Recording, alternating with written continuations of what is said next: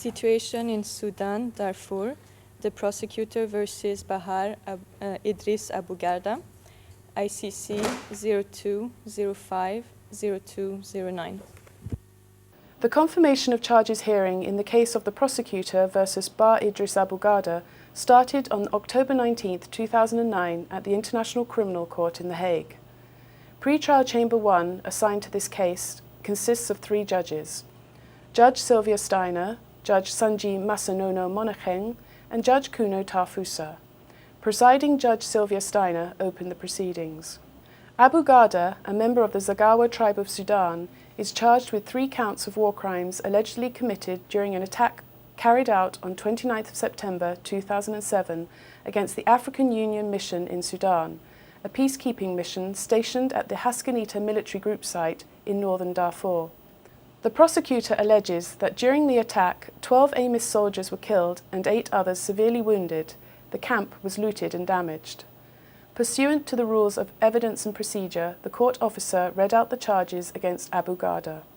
On 29 September 2007, at the MGS Haskanita in the Haskanita village, Kadada locality in North Darfur, the Sudan, knowingly and in the context of and associated with an armed conflict, Mr. Abu Garda, jointly and with JEM forces under his control and SLA Unity forces, killed 12 AMIS peacekeeping personnel and attempted to kill 8 AMIS peacekeeping personnel, with the knowledge that they were personnel involved in a peacekeeping mission established in accordance with the UN Charter, and were taking no active part in hostilities, and thus entitled to the protection given to civilians under the international law of armed conflict, thereby committing a crime in violation of Articles 8.2c1, 25.3a, and 25.3f of the Rome Statute.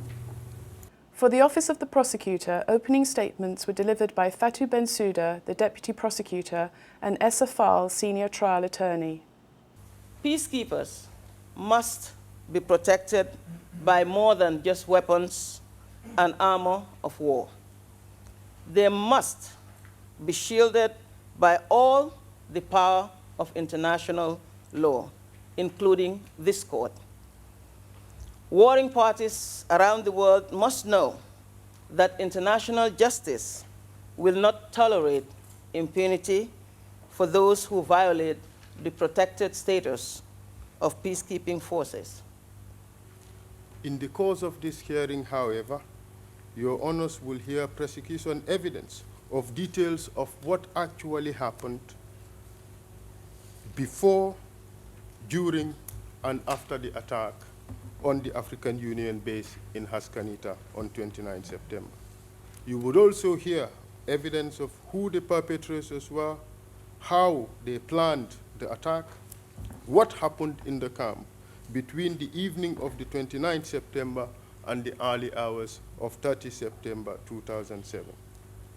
You will hear of the deliberate killings mentioned by Mrs. Bensouda and the wounding of peacekeepers by the rebel forces, the coordinated looting and the destruction of AMIS property and installation. The prosecution will describe what actually happened as told by witnesses, some of whom were themselves rebel commanders and troops that participated in the very attack. Your Honors would hear directly from 2 of these peacekeepers who were actual victims of the attack. Representing 78 victims recognized by the court, 4 legal representatives of the victims delivered opening statements: Hélène Cissé, Colonel Frank Adaka, Brahima Kone, and Akin Akimbote.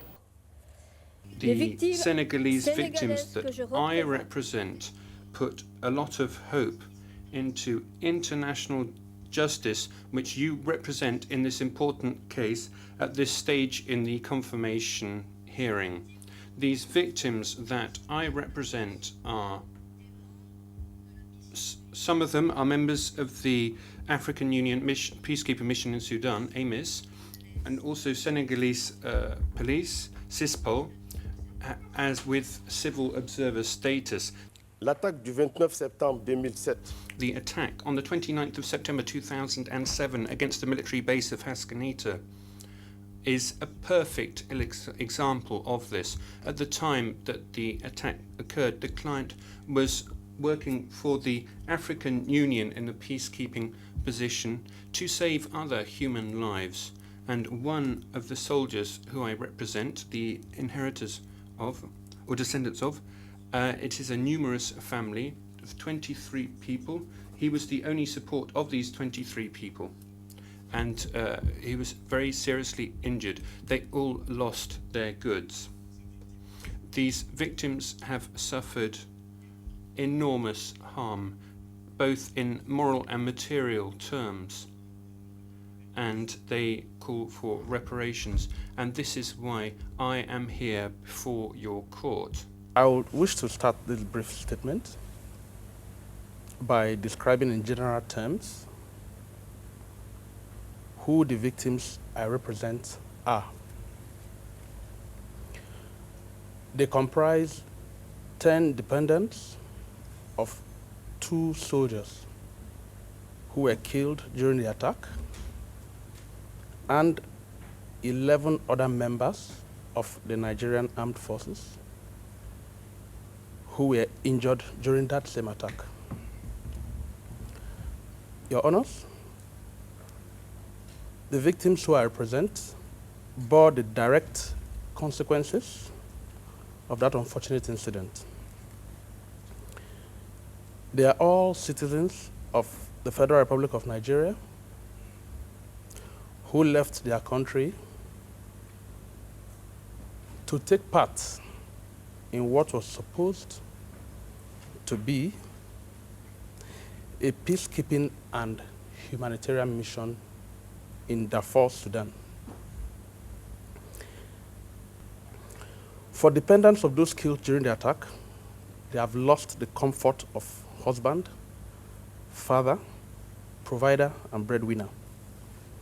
For those injured as a result of the attack, it will suffice to state here that one of them lost the use of his limbs, another lost the use of his eyes, while others suffered various degrees of injuries as well as physical and psychological harm. These harms have somehow hindered the pursuit of their military careers to the fullest extent possible.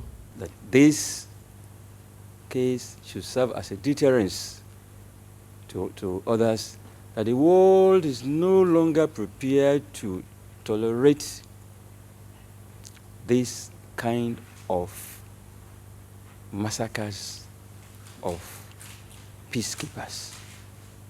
Bahar Idriss Abu Garda is represented by Defence Counsels Karim Khan and Andrew J. Burrow. Mr. Karim Khan delivered the opening statements for the defence.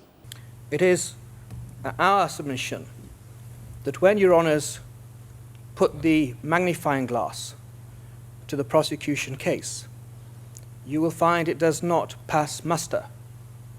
It does not withstand scrutiny. My client did not order the attack on MGS Haskanita. He did not encourage it. He did not aid and abet it.